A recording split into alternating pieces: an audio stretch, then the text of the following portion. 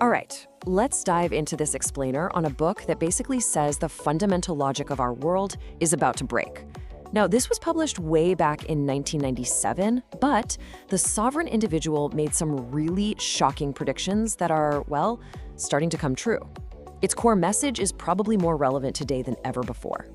The book kicks off with this powerful quote from Tom Stoppard, and man, it just perfectly sets the tone.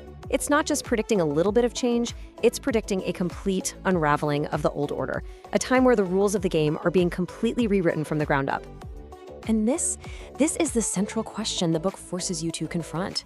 The authors argue that we are living through a shift that's just as massive as the move from farming to factories. We're not talking about small tweaks here. We're talking about a fundamental change in power, in wealth, and in the very idea of what a government is. So to really get our heads around this, we're going to unpack 5 key ideas from the book. We'll look at the end of the modern world, the hidden logic that's always shaped society, why the nation-state is fading, who this new sovereign individual is, and, how to navigate the chaos that comes with a transition this huge.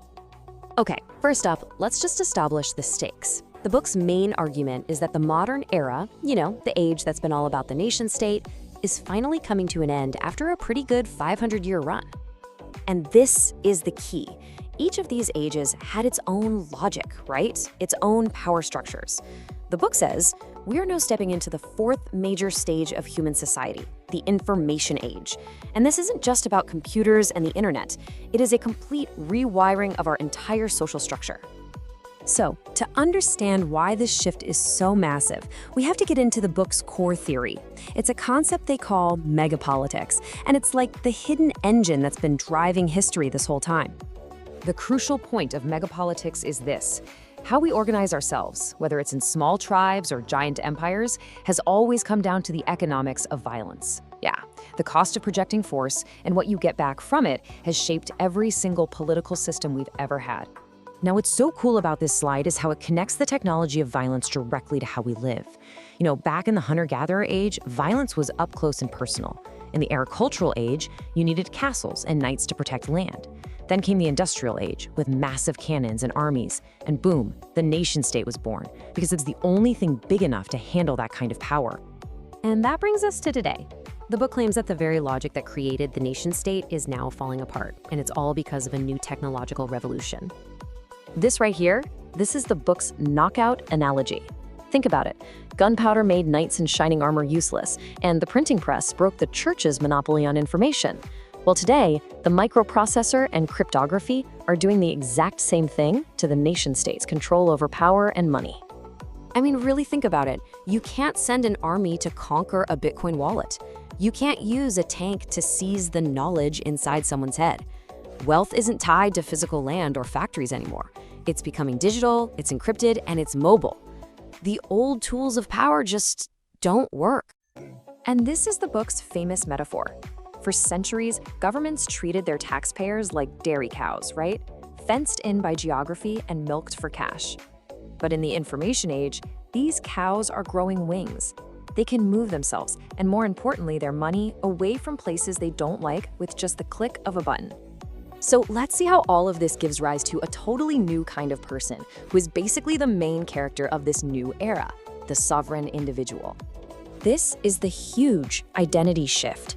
Your relationship with the government changes from being an obligation, being a citizen, to being a choice. Governments now have to compete for your business. They have to treat you like a customer they can't afford to lose. So the sovereign individual is defined by these things. They are the cognitive elite, people whose value comes from their brain and skills, not their physical labor. They use technology to live beyond the control of any one government. Their value is portable, their money is secure, and they can literally shop around for the best legal and tax systems out there. Okay, now, if you're thinking this all sounds a bit out there, get this. This is what gives the book so much weight. Remember, this was written in 1997. That's more than a decade before Satoshi Nakamoto even published the Bitcoin white paper. The fact that it predicted, with scary accuracy, the rise of non-government, secure digital currency makes all of its other crazier-sounding predictions pretty hard to just ignore. But the book isn't just some rosy prediction of the future. It warns that this transition is not going to be smooth. It's going to be a time of incredible opportunity, but also incredible danger and chaos. So, on one side, you have the promise of a true meritocracy, where your talent is all that matters. But on the other, you have the certainty of chaos as old systems fall apart. And this isn't just an idea. It means things like stable careers and national pensions that our parents relied on, they might not be there for us, forcing us to completely rethink our futures. To put that into perspective, the book highlighted this crazy disparity way back in 1997, and we can see that prediction playing out all around us today. The authors argued this gap would only get way, way wider in the information age, as the rewards for brainpower go to the moon while traditional labor gets left behind. And so, the book leaves us with this really provocative, really personal choice. These forces of change are already happening. The question isn't if this transition will happen, but how each of us is going to prepare for it and find our place in it. Look, if this explainer got you thinking and you want more frameworks for navigating this new world, you should definitely follow my channel. And for even more in-depth stuff, you can find me on my WeChat public account, 让长风时进. Let's keep exploring these big ideas and figure out how to thrive together.